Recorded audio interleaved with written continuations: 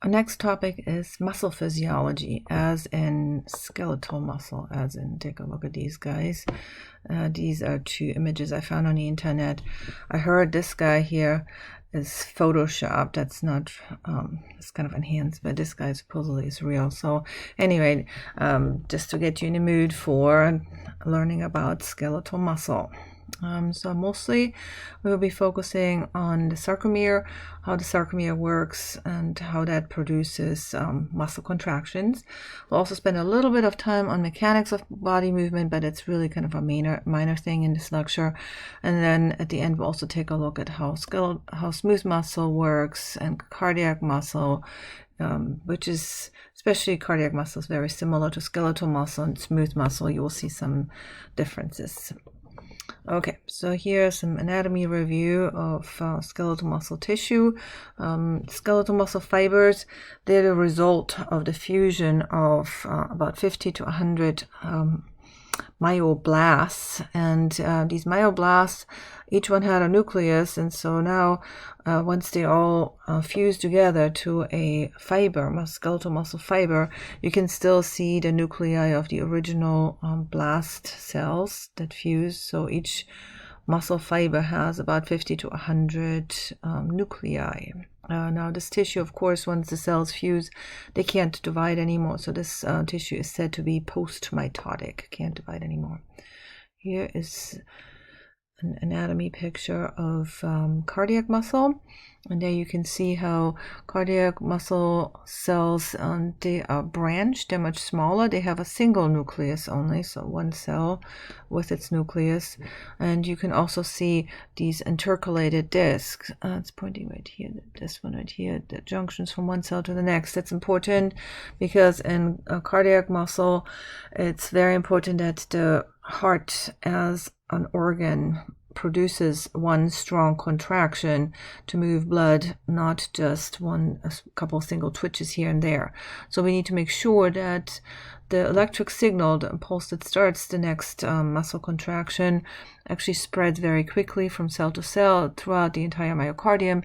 And for that, you need these gap junction channels that are lining up in high concentration here from cell to cell, and are seen even in a light microscope as intercalated discs. Here you have this realistic picture right here. So you see these here are all intercalated discs, very high concentrations of gap junction channels. And here a picture of smooth muscle. These cells are fairly small, only a single nucleus per cell, and again you will see how we're going to make sure that smooth muscle tissue contracts sort of many cells simultaneously to move. Let's say here would be a section of the gastrointestinal tract, so you want to move food along in the digestive tract, and that would not be accomplished if you have just a few cells here and there twitching. You need to make sure that whole areas contract together. But so let's start first with understanding skeletal muscle, and sort of a little bit of anatomy review. Of course, skeletal muscle, the tissue itself is attached to bones by tendons, because ultimately we want to move our body, so it has to be somehow attached to bone, the muscle that is. You might remember from anatomy learning about insertions and all of that, and flexors, extensors, antagonistic muscle groups. None of this is relevant in physiology for now, so we want to understand how the sarcomere works, and therefore how skeletal muscle works. How does it produce a movement, a contraction? So here, just really quickly, you can see how the muscle tissue is attached to bone via the tendons. And here another picture of an extensor versus flexor. So here you have the biceps flexor and the triceps extensor, but as I said, it's not that important right now for us. So origins, insertions, all of that, I will not ask you about.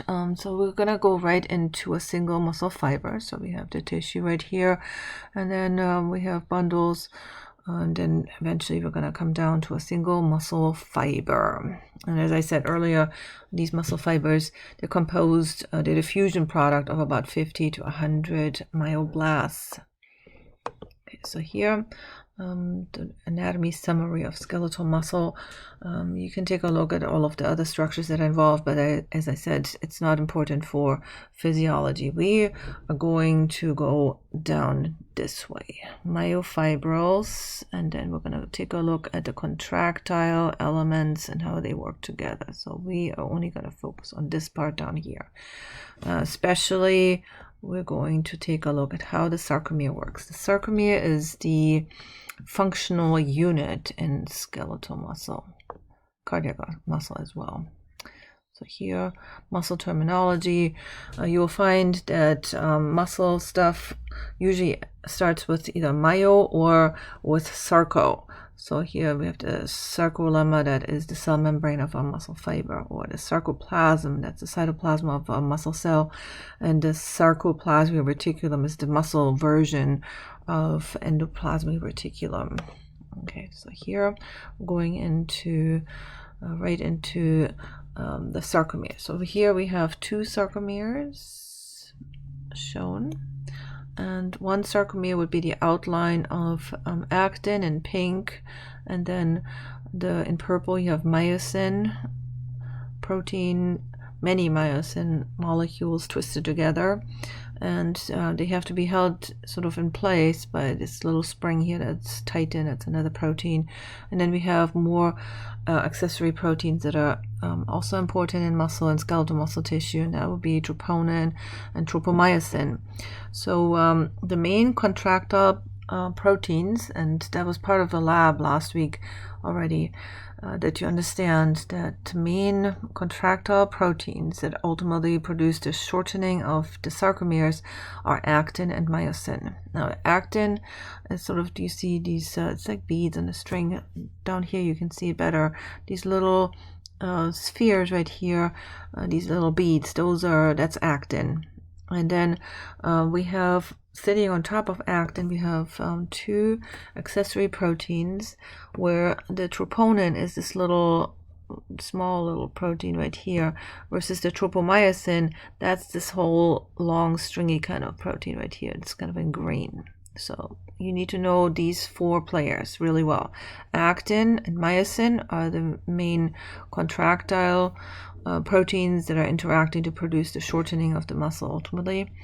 And then we have troponin and tropomyosin that are involved in regulating whether myosin can interact with actin or not.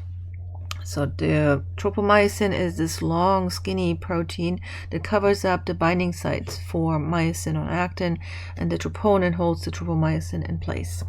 Now here is probably my all-time favorite molecule. I spent a lot of time researching on this thing, and here it is. It's a very large molecule protein.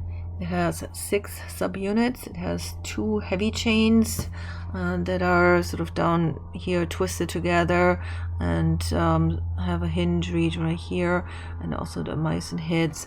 And then embedded into the heavy chain are 2 pairs of light chains for a total of 6 subunits. Now you take many of these myosin molecules, you sling their the tail part here together, and the myosin heads will stick up, and then you will see in purple here this is the thick filament of skeletal muscle. So here in purple in this diagram you can see the myosin heads kind of sticking up, and the center here in purple, that is many myosin tails all strung together, forming the thick filament.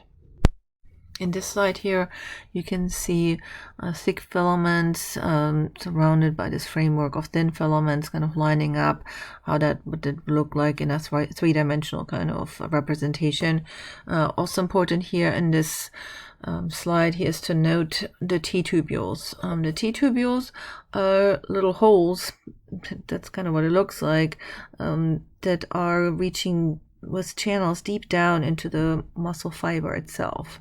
And it's very important to note these T-tubules, once an action potential is traveling down here, sort of the surface of the sarcolemma right here, the these electric impulses, they will basically fall into these holes and carry the electric signal deep inside of the muscle tissue, causing the release of calcium from the sarcoplasmic reticulum. You can see here, this is called a triad, where you can see in blue the sarcoplasmic reticulum that's full of calcium, and then sandwiched on both sides, and then it's in the center here you can see the T-tubular structure in yellow, and how a depolarization wave that goes down deep into the T-tubule, it will then cause calcium channels to open up in the sarcoplasmic reticulum, and once the calcium comes out, it will interact with troponin, and then the troponin causes the tropomyosin to fall off of the actin, and then the actin and myosin can interact with one another, and that will produce the muscle contraction. So here, more up close, the T-tubules. Here you see the surface, the sarcolemma right here, and then the T-tubule falls down here. And this would be, this here is the sarcoplasmic reticulum, the SR, and it's full of calcium ions. Once the electric impulse here goes down the T-tubule, it will open calcium channels that then allow the calcium to go down its concentration gradient, and the calcium concentration then causes or the change in calcium concentration causes a change in the shape of the troponin, and that causes then the tropomyosin to come off of the actin, and then we get our muscle contraction. More to come. Stay tuned. So here, a little sidetrack again because it's so beautiful. Look at this molecule. It's a beauty. This is the myosin molecule, the whole thing. It has 6 subunits, 2 myosin heavy chains, so a pair of myosin heavy chains that are strung together. Almost looks like DNA. It's like this little twisted ladder thing here, and then a hinge region and the myosin heads, and embedded into the heads are 2 pairs of light chains that contain the ATPase activity and some other regulatory stuff. So anyway, it's a fairly large molecule. The myosin tails of many myosin molecules will be strung together to form the thick filament portion here that you can see right here. So this is the thick filament portion of each sarcomere, and you can see how the myosin heads are sticking up here from the thick portion of this thick filament. Okay, so please make sure that you know this molecule. It's considered a motor molecule because these myosin heads, they can pivot. They can stretch out, they can go in this direction, or they can pivot, they can go in this direction. The pivoting of the head determines, and the latching on to the actin, of course, determines then the shortening of each sarcomere, which ultimately produces the muscle contraction itself. So now let's take a look at actin and the accessory proteins. Here's thin filament. You can see in pink. If you enlarge this, you can see that the pink protein right here, those are actin molecules. They're little spheres that you can see here. This is actin, actin, actin, actin, and they're all strung together. So it's like beads in a chain. They're also twisted together, kind of like a twisted beaded chain, something like that. And to regulate, so actin has a natural binding site for myosin. Now, there are times when we don't want a muscle contraction, so you need to prevent the myosin from latching onto actin. And that's done with 2 regulatory proteins that you need to know, troponin and tropomyosin. The tropomyosin is this long, skinny protein that you can see. It's more like in green, and it's covering up the binding sites for myosin on actin.